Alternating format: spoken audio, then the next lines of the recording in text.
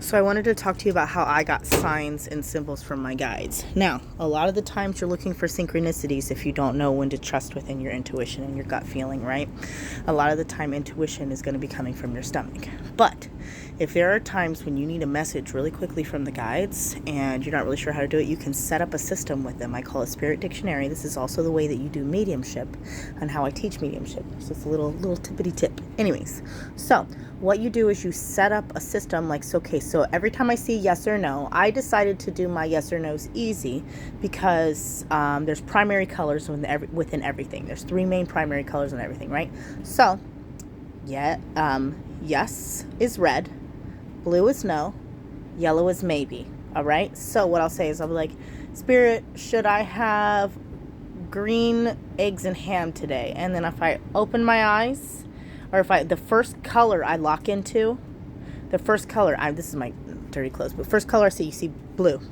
Blue means no, right? I don't want no damn green egg ham. What you talking about? Anyways, that being said, you can also set up a system where, let's say, angel numbers. Angel numbers to me are 11, 22, and 33. 33 is like the most sacred number ever. You can go on today's about that. If you guys want to know more about 33 or angel numbers, let me know in the comments down below. That being said, an angel number, to me, it is 11 means it's a yes. It's a confirmation that you're going on the right path, but you're in the beginning of a cycle, right? 22 is a confirmation, yes, that you're going on the right path, but it's the middle of the cycle. 33 is yes, it's a confirmation that you're going through, but it's the end of a cycle, and it's the most powerful yes that you can absolutely get. If I'm asking for an answer and I want something with a little bit more clarity, I'll ask, hey, go ahead and show me some angel numbers. Or if I'm thinking about something all of a sudden and then I pop up to a 22, it's confirmation from Spirit to me, like, oh yeah, you're really on the right path. You're right in the middle of where you need to be. And a lot of time that actually, like that baseline, beginning, middle, end, actually does fit to the situation really well. So it's really good. You can ask for just signs within things. I typically, when I do yes or no's, those are the main things that I do. You can choose whatever you want to. You can use this basis, but basically you just sit there and you just tell the guides out loud. Like, hey, what's up, spirit guides? Let's guide me on this way. And that's a big ass spider. Oh, whoa.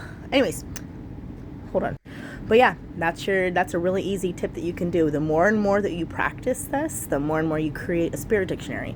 So in mediumship, okay, a lot of the times spirits, they don't come to you as a full body apparition and are talking to you like you and I talk. That's the bummer part. I wish it was like that. Sometimes it can be like that, depending on how much energy there is and if your vibration is high. So how it works with spirits is like they have to raise their vibration, or they have to lower their vibration, and I have to raise my vibration. So you guys meet in the middle. So it takes a lot of work, right?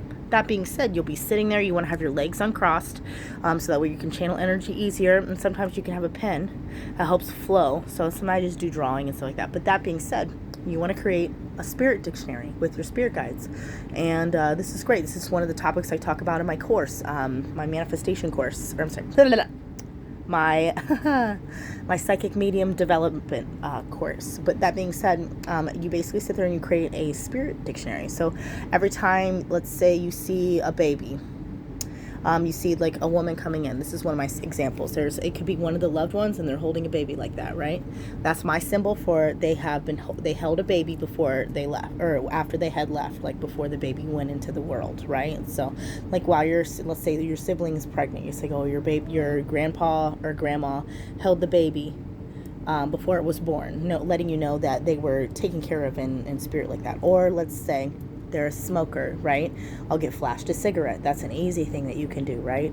Or like a smell, like let's say it's really too, sometimes spirits, they'll come through with messages like if they say you're a smoker, you can see something you can smell it. Or you can like have, let's say your Grandpa Ray, or your poppy's out here smoking a cigar on the porch, and you just get seen that flash, which is random. It's like, why am I seeing my poppy?